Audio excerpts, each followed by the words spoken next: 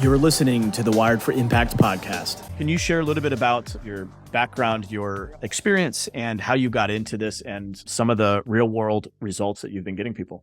Excellent. So my name is Dr. Robb Kelly. They call me the addiction doctor. I specialize in addiction. I'm based in San Antonio, Texas, despite of the accent, from Manchester, England. I came over to Dallas about 12 years ago and San Antonio 3 years ago. I'm a chronic alcoholic. And I suffered badly and lost everything, children's wives, cows, everything.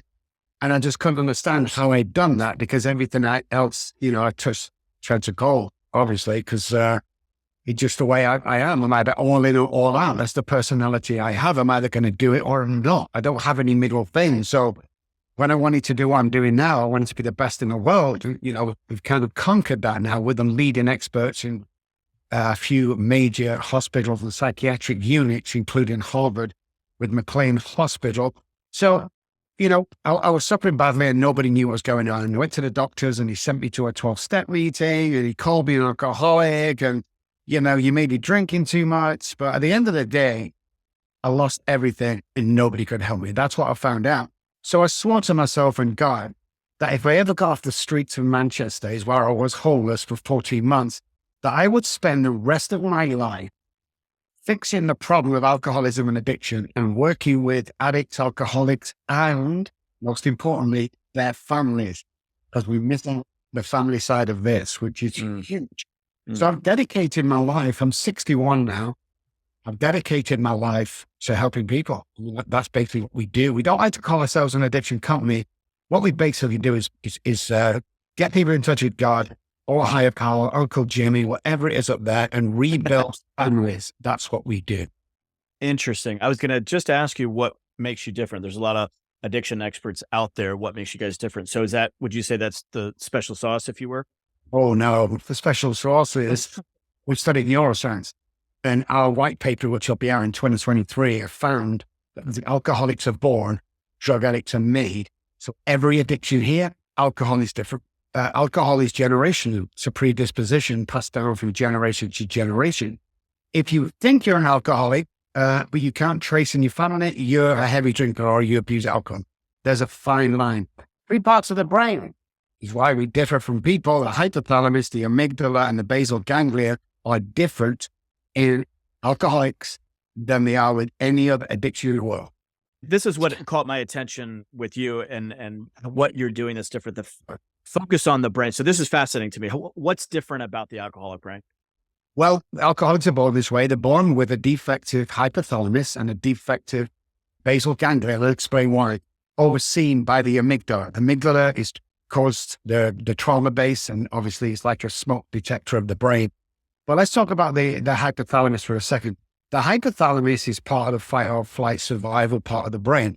It tells normal people, including me at one time, you have to drink water and you have to eat food to survive. That is it. That's why we don't have to teach babies. It's hungry, it's hand down the mouth or it cries. It's a natural born instinct that we need to eat and we need to drink. With the alcoholic, at a certain point where we cross over from the heavy drinking partying to alcoholically drinking, my hypothalamus and people like me change and it tells me to drink alcohol. That's why we can go days or weeks without water or food. And any real alcoholic listening to this will go, oh my God, yeah. That's why, because the hypothalamus changes. Let's talk about the basal ganglia for a second. The basal ganglia is our repetition, strengthen, and confirms part of the brain. If you want to be a pilot, you need 10,000 hours in the air.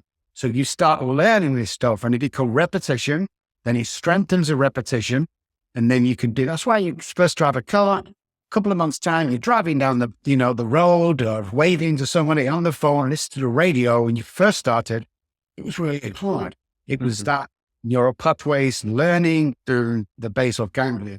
What happens with the alcoholic? If you imagine a clock face, around 10 to the hour, alcoholics' brains self-sabotage. And again, guys, if you know what alcoholics is, I'll go to means. Get the wife back, get the kids back, the job's looking good, everything's sunny, going on vacation, life is amazing, bang, we relapse. And you can't give me a reason why you relapse. You can give me 1,000 excuses, but you can't give me one reason why you relapse. And of course, to finish off the amygdala, trauma is the gateway drug. End of story. Trauma causes a lot of this. It's not a behavioral problem, alcoholism, but drug addiction is a behavioral problem.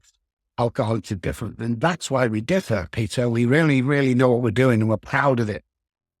I love the confidence. So to be clear, if we zoom in on this a little bit, when you say it's not a behavioral problem, are we talking about actual damage to the brain? Are we talking about genetic differences? Where does the different wiring come from? It comes from generations. It's a predisposition. Our fathers, forefathers, a brain have been rewired. And if we trace back far enough, their forefathers and until the world started, is what the traits, the immature, the learned behavior all contribute to it. But the alcoholic, when it's born, and the drug addict here, drug addict can take drugs or person take drugs, just always turn into a drug addict. Okay. Thousands of people smoke, millions of people smoke weed. Not everyone ends up in heroin.